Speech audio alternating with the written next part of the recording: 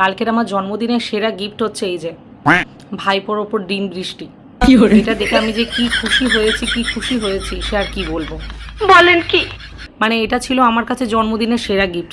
কিন্তু আমার মনে একটা প্রশ্ন হচ্ছিল, যে কিনা বাঘ, যে কিনা সিংহ ভাবতো নিজেকে, তার এরকম অবস্থা। মানে পুরো ল্যাল ব্যাল করছে, একদম হাঁটতে পারছে না, মানে এরকম করছে।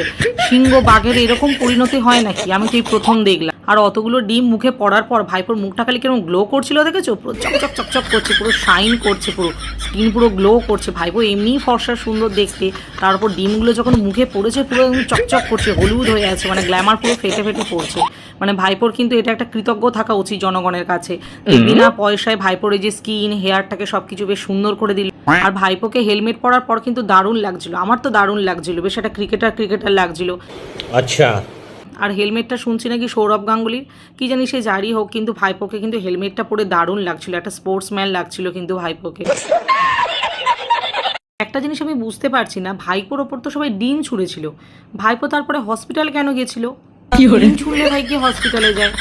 কে জানে ভাই, আমি তো কখনো শুনিনি যে ডিম ছুঁড়লে আবার কেউ হসপিটালে যায়।